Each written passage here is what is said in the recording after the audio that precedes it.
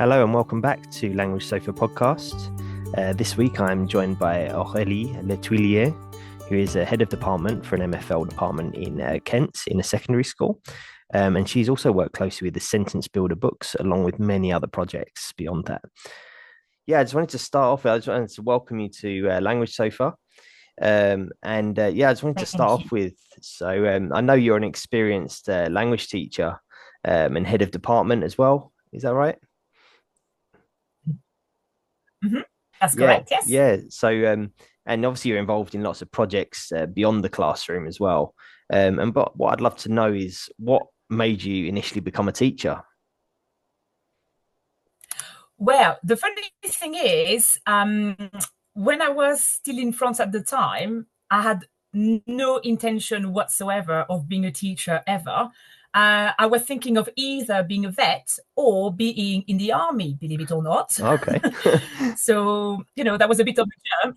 Yes, it's only when I did my first school trip to England when I was in year 9 at the time Okay. that I really, really fell in love with the language. And I thought, okay, I want to do languages. And not because, at the time, I would hope that things have changed nowadays. But the way I was taught languages in France at the time was very textbook, basically. It was, Okay. Open your book, read, and then complete the task. Okay. My first speaking ever was when I was in year 13. Okay. But I had never done any speaking until then. Apart from the a language assistant, and I was in Leicester for a year, and then I was in Hampshire for my second year. And because I worked with all these amazing and enthusiastic teachers, and the schools where I was in Leicester were not the easiest by far, but when I saw those teachers, what they conveyed to the pupils and how the pupils responded, in my head, I was like, right, that's what teaching is about, isn't Yeah. it? Is having that communication. And because I knew I wanted to be in languages somehow, and I didn't really want to live in France anyway, so I thought, you know what? I think that's what I want to do because I think I can actually do this. Because to me, it was such a massive difference with the way I was taught in France. And that spoke to me, the way languages were, taught here, that communicative approach, etc., etc. Yeah. But even that relationship between the students and the teachers. And so that's what made me become actually a teacher, is to witness those amazing teachers out there and their contact with the student. Yeah. No, so actually seeing it in practice kind of inspired you to do it. And it's like Yes. you said, like I've witnessed teaching in Spain when I went to school in Spain when I was younger, and it was like a teacher just dictating and just reading, and I had to keep up with it, and that was considered teaching. I was like, wow. So maybe that's why I never thought of being a teacher, because I was like, if that's what teaching is, then there's no connection, there's no like actual what you would consider real teaching. It's just yeah. So that's interesting. So your experience over here at that point really inspired you. So that's very interesting. So you're, of course, I've been teaching with EPI for a few years now across a couple of different schools, and I understand for you as well. I think you do you use EPI methodology in your department, in your school. Yes, we do. So that's across the department. And I have to say, because I have been very, very lucky to always work with absolutely fantastic teachers who are very open-minded. But when I started, I really, started EPI. It was by pure luck because I had never heard of it before. And it's only when I was, starting going onto Facebook and Twitter at the time, that I heard about, some people, talking about the Conti method and this and that. And some comments were positive and some comments were negative. And I thought, oh, do you know what? Let's look into this because, when you get a reaction like that, there's something behind it. Anything that's dividing opinion like that is Exactly. doing something, isn't it? Yeah. Yes, absolutely. So I started looking into it and I thought, you know what, at the time, because I didn't know anything about it, I had a lovely year 8 group, but you could see languages were not their thing. They just didn't want to do it. And I thought, you know what, I'm going to try some of the activities that I have seen and read about. And, within one or two lessons, you could see that shift in the students. And I was like, oh, that's interesting. And, when then the following lesson, they came in and they said, what do you have for us today, miss? What are we doing today? And I was like, do you know what? I think we're onto something here. Oh, good. So Yeah. I tried, like lots of different things for about a year before I actually said to my department, look, come and observe those lessons, okay? See the difference with this group, what they were like back in September and what they are like now. Because it was, I think, completely different girls. I mean, I teach in a girls' school, but completely different girls in front of me. And that's how I started rolling it out to the department. But it was, a really big team effort as well, because you know what, at the end of the day, it was new for everybody. And some of my most experienced teachers could just have turned around and said, look, do you know what, Aurélie? That's not really for us. No, not at all. They saw what it did. They saw how engaged the students became, and they just wanted to do it as well. So, it was trial and errors to start Yeah. with. Yeah. I did I can't remember how many CPDs now, that was then passed on to the department. And we've really, really improved. So at Key Stage 3, we're very happy with what we've done. We've got a solid scheme of learning in place. We've got solid resources as well. We've got the languages books as well. And even when the department changed, because, people moved on, either went back to Spain or France or got promoted somewhere else, it was nice to see some of my also previous trainees coming back to see what we had put in place. That's great. And that was, Yeah. to me, it was very rewarding. Yes, definitely. Yeah. And now with my new department, they are absolutely amazing. And I've got Abby and Elsa, who I've been working with for a while now, but again, very open, very, very keen. And I've got two new ones as well. So Renee, who is from Jamaica, and who had never done EPI, and yet she came in really open-minded and she's embraced it. Yeah. And I've got an ECT as well, Beatrice, who didn't really do it during her training. And, she welcomed it with open arms, and everybody is on board. Everybody is loving it. We are beginning now to implement it at Key Stage 4. But, with the new GCSEs, trying to get our heads around it, like, Yeah. how much do you cover? How much time do you spend on it? It's a little bit more challenging, Yeah. but we'll get there in the end, definitely. But yes, so everybody's embraced it. And we got some very positive comments as well from Ofsted. So they came not last September, but the one before that. All right. That's incredible. Yes. And our lead Ofsted inspector, she was an MFL teacher. And when she saw what was going on, so we were lucky to be deep dived, Yeah. No, of course. And when she saw, she said to us that it was it was an innovative curriculum, challenging but innovative. And she really, really enjoyed that. She said it was very ambitious as well. And I was thinking, you know what? That's ticking my boxes. That is so rewarding to have that Absolutely. sort of comments. Yes. So I think one of the key things you're saying about is the open-mindedness of teachers. And I think that is really necessary, because sometimes, like you said, it does divide opinion and it's things like that, because it is something new, it's something different. It's, yes. It's like it's a different option, isn't it, for people to teach from? So I think the open-mindedness of teachers is absolutely essential in that. Yes. And I think that's really interesting getting that feedback from Ofsted on it. And Yes. because obviously that's like, oh yeah, it's recognized. I think it's just so clear. It's so clear when you can explain it and you can articulate it so easily by saying this is a sequence. It's a sequence of learning, as opposed to a journey within one lesson, which is completely unrealistic, which is how we were all initially thinking, oh, it had to be, oh, you have, by the end of the lesson, you have to be able to blah, blah, blah. Whereas really it's a sequence. But with I kind of, at my old school, where I was head of department there, we had Ofsted, and I was kind of like, oh yeah, it's like these are, I wanted them to kind of come into MFL, but we we received the call as soon as we landed on our school trip. We touched down in Barcelona, and the school received the call, the Ofsted calls. We were like, oh my gosh, what have we done? But we're like, oh, but we're in Barcelona, so it's kind of like, swings and roundabouts, So we missed it. So we missed Ofsted. They were there for that time, and we were in Barcelona. So we're like, wow, we felt a tiny bit bad.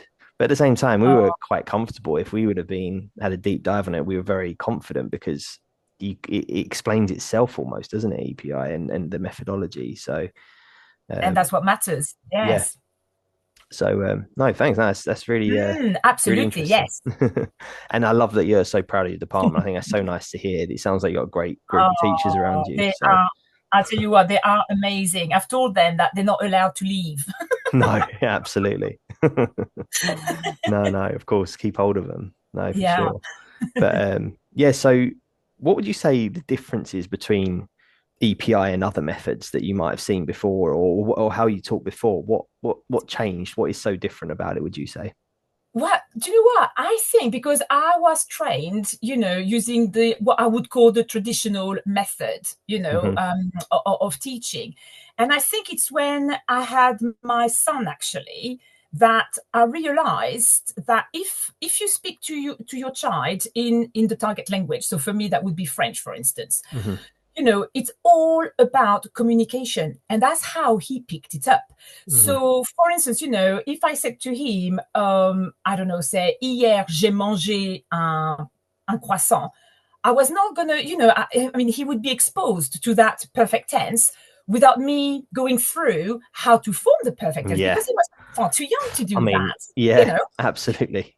And the thing is, at the end of the day, he would be able to pick up on those structures Yeah. without me going through it as such Yeah. and being able to say, even short sentences, depending on how old he was, but by doing it like this. And I was thinking, do you know what? There must be a way to do it as well in the classroom. And that's actually maybe like a year later, that's when I Oh, bumped into yeah. the EPI. So it all came together at that point, me having my son and then, bumping into EPI. And I thought, you know what? That actually makes sense. Yeah. And then when you see, like, compared to, again, like, the traditional method, the progress that some of our students have made and how much more confident they are in using the language without going heavy on the grammar part to start with, because you want just to, immerse them in those Mm. structures, in that language, that key vocabulary, etc., etc. And we've had comments as well from parents, and that have said to us, do you know what? If we had been taught languages the way you're teaching them now, it would have been, a different Yeah, story. absolutely. I notice get that so often at parents' evening when you go, I Yes. wish I'd have studied proper, but he had, oh, I learned from a boring vocab list that I had to memorize by the next week, and that was it. And I had a teacher who just, didn't engage, and Yes. yeah, you always get the same feedback. You do, don't you? Yeah, yeah, Exactly. So to us, it's so nice to hear that, and and you can see that they are actually picking up, the sentences. Like today, it was something silly, but with my year 8, I was saying a sentence, and instead of saying comma or whatever, I was saying virgule. And they mm, just looked at me and they said, "Oh, when you say virgule, does it mean comma?" Without me even yeah, saying what virgule was, So yeah, they're not able to actually pick up extra yeah, words and make exactly. sense of them Yeah, just through the context, etc., etc. uh, So it does, work. I yeah, mean, obviously, like we said earlier on, you've got to have, you have to be open-minded and you have to be prepared, to change what you mm, do. mm. But it is rewarding, Because the definitely, and automatic thing to go to is when you start teaching to teach a little bit how you were taught and what your Mm, perception is of teaching, isn't it? Whereas I'm like same yes, as me, I'm a absolutely. parent. It's like you start thinking, would I teach my child like that? Did my child learn did my child learn English in that way? Like, no, like no one, and I didn't. It's an implicit learning way, isn't it? Rather than, Exactly. Yes. I think that helps so much. I think it's actually real. It's actually real communication as opposed to just you know actually like who is engaged and excited by conjugations. Like although we have to do it, Yeah. it's not communicate. You can't communicate through conjugating the verb to have, can you? you know. No, So exactly. And you know what? It's when the students pick that up, for instance, like in Spanish, if you say tengo, they understand that, yes, okay, it's the I form. You don't have to go like, tener and it's yeah, tengo, tienes, tiene. yeah, yeah, They will know by repetition and different, activities that yeah, tengo means I have. yeah. By putting it into practice, isn't it? That's Exactly. by Yes. making it applicable, and Mm, that's what I really really got from it as well. And you mm. notice it in the classroom, don't you? You don't even have to teach certain words. They're just there, and they figure it out, and they go, oh, okay, that's part of that, and Yeah, Exactly. it's Yes. amazing. It's amazing. I find the impact. That's really cool. Mm, Really cool. So we're on the same page with that one. So definitely. yeah, so with that, I know, like you said, around your teaching, your department, sorry, it's really Mm. positive and everyone's on, you know, on the same wavelength. But do you find MFL in general in your school has a positive feel around it? Is it due to EPI or other factors as well? Do you know what I think? I mean, my head, Hilary, she is amazing, and she's very much into languages because she did her A level in French. You see, so Okay. she knows what it's like, to learn languages. She's got that massive open mind. Not once has she said to me, "Oh, you can't use that methodology or that approach. You've got to change it," and etc. etc. She can see that our students are highly motivated. Hmm. They're very much engaged in our lessons. Our uptake at GCSE has increased. I mean, we used to have like 2 groups. Now we are up to 4 groups. That's brilliant. So obviously we'd like to have more, but we are a school that offers such a wide range of options that sometimes it's difficult for the students to make a choice. Yeah, for sure. But I mean, our results have increased as well. They're Mm. consistently good. And I mean, where we are a non-selective school, but surrounded by grammar schools. Hmm. And yet, we are still, the second best non-selective school in Kent. So it just proves to show, There like, you go. we are a school. And when you have an SLT that's behind you as well and supports you all the way, it Yeah, does make a massive difference. Because absolutely. sometimes, it saddens me sometimes when you read, like some comments on Facebook or on Hmm. X that says, oh, I have just been informed that next year we're not running German, or next year Yeah, we're not yeah, running this language. yeah, And I find that a little bit upsetting because, one, that communication has not happened, and yeah. two, where is the support? Wow, So, exactly. so I am blessed to be working in a school where there's always been that support regarding languages. Yeah, And us being in Kent as well, it's so easy to just go across the channel to France, and then also because we're like 45 minutes from Gatwick, so we can exactly. easily, get on a plane and off to Spain we go. Exactly. You're not far from Essex, where I am either. Yeah. If that's a positive, I don't know. Oh, of course it is. We're almost like on the same border here, Ben. No, for sure. Yeah, so obviously, like on as a bigger picture, I want to get your opinion on this. So there's obviously big questions around constant changes in MFL guidance around teaching in the UK, the NSELP, NCLE, whatever Mm. combinations of those letters they keep trying to do. Obviously, exam changes and pressures and all that stuff. What would you say is the biggest challenge facing us right now, from your perspective, like in the classroom or beyond that? Yeah, I think at times, I'm thinking sometimes it's the lack of hours that we have, Yeah. especially at Key Stage 3. Because if we are realistic, if you want to really prepare, because even though they have changed the GCSE, I personally feel that it's as heavy going content wise as the previous one. I mean, Hmm. things have been moved around, but it's still quite heavy. Yeah. And sometimes it's just working out the logistic of, how many lessons do we spend on this topic and that topic? Because really, if you really want to go and look at the cultural aspects of the language, not just how to speak the language, Hmm. I don't think that we have enough time. And again, in my school, we are lucky because we get 5 hours of teaching a fortnight at Key Stage 3, apart from year 9. Hmm. But in some schools, it's half that time Yeah. that they get. Yeah. So, it's It's just how you, because impossible. It's impossible, it isn't it? You is. can't, there's no way you can teach a language or learn language in that time. No, because and especially at that age, kids forget very quickly what you have Yeah. said to them. So, and that's what I found with EPI, and that's what I like is that I, but that's personally, feel that the rate of forgetting the vocabulary is much slower Mm. because of all those like different tasks to recycle the language, and because we use always also that those non-negotiable, like the time phrases, the Mm. quantifiers, etc., etc. So the students remember them quite nicely. But I would say, yes, definitely at Key Stage 3, I think that's a massive hurdle for all of us. Yeah. And also, I mean, I do feel for primary school teachers, so when you have primary schools that can afford to have a specialist in a language coming in and teaching those young people, it's fantastic. Yeah. But if they don't, and they ask their class teacher, who might not be specialist in languages at all, to teach, Mm. I really feel for them, because they're trying to do their best with Yeah. little knowledge of the language, and therefore when they come into year 7 afterwards, we have to sometimes pick up what's been done, etc., etc. Yeah. So sometimes I feel like maybe if we had more time to work with primary schools, Mm.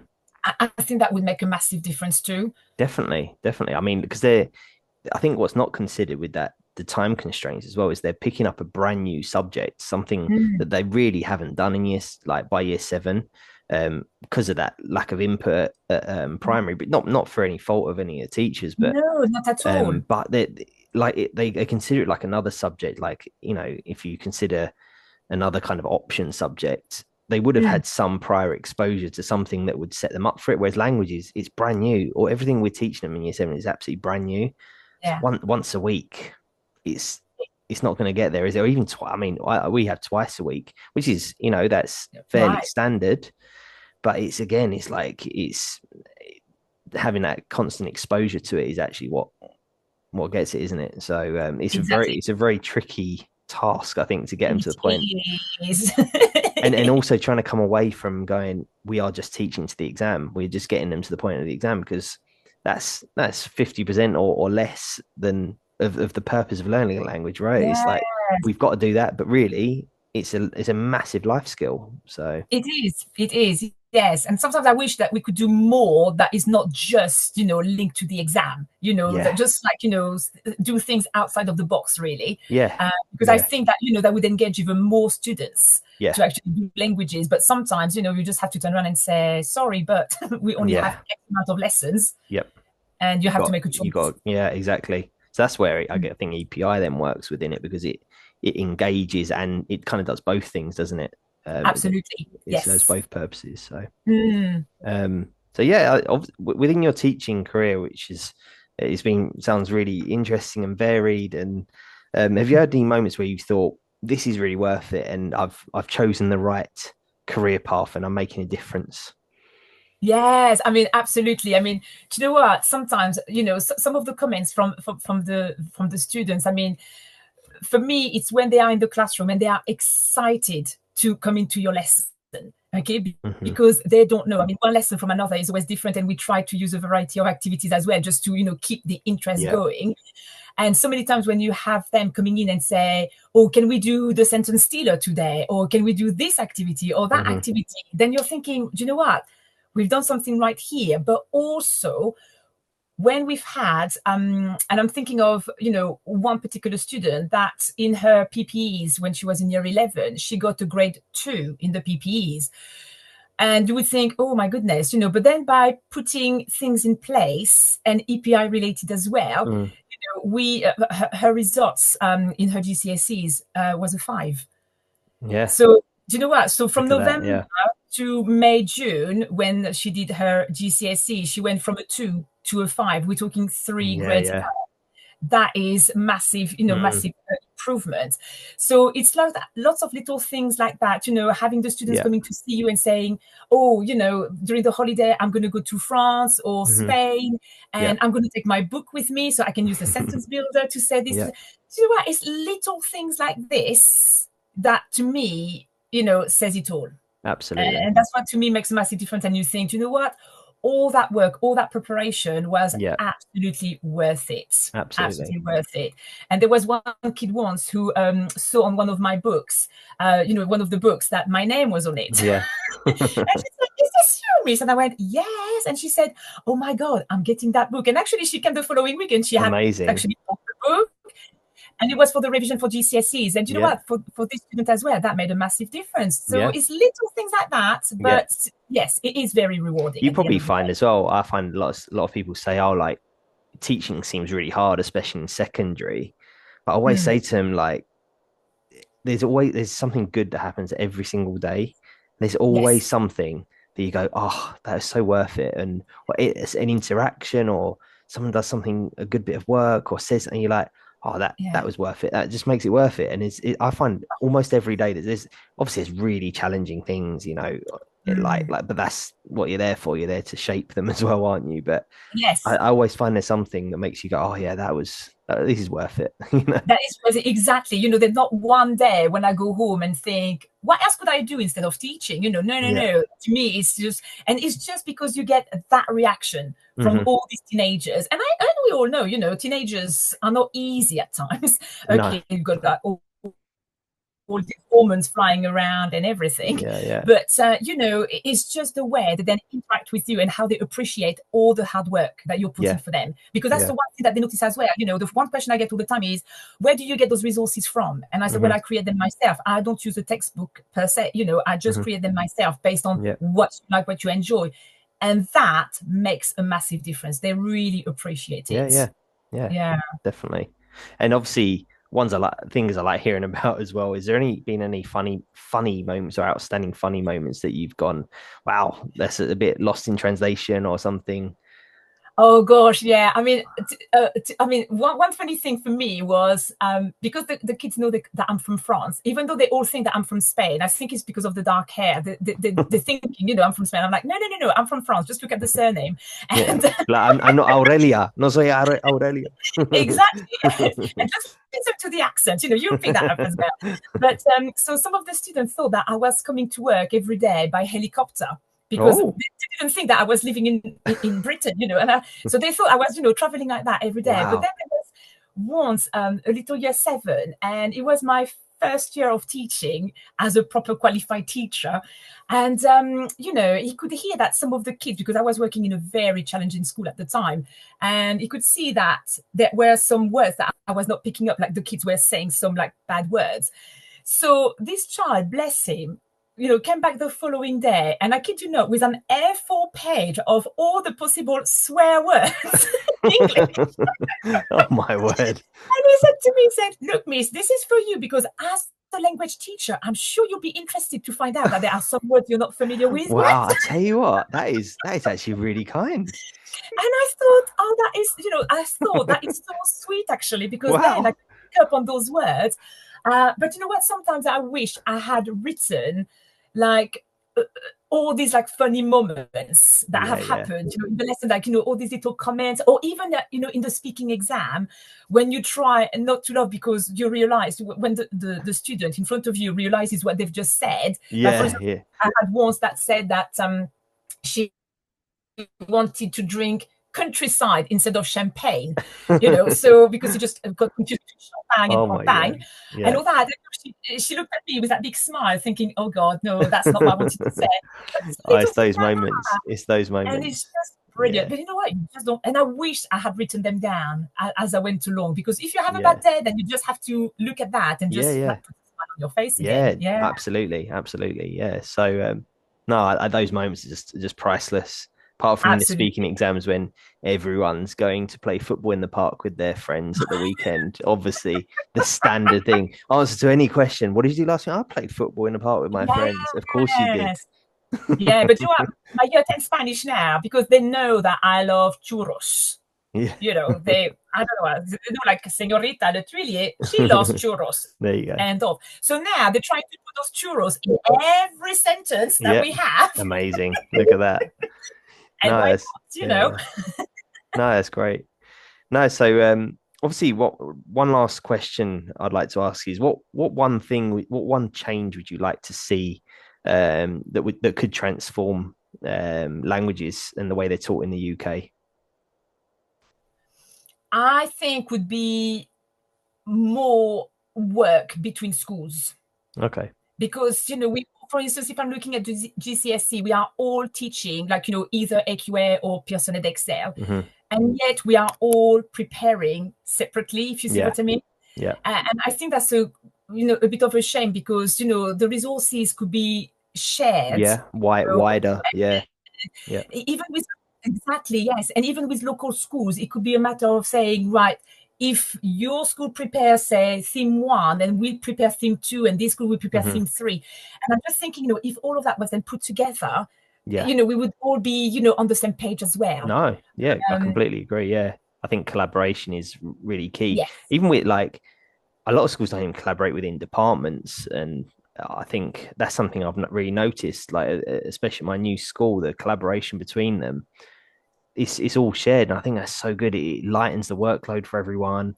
You come Yes. up with different ideas that you wouldn't necessarily thought of, and I think that's it's so important. Collaboration is really really key.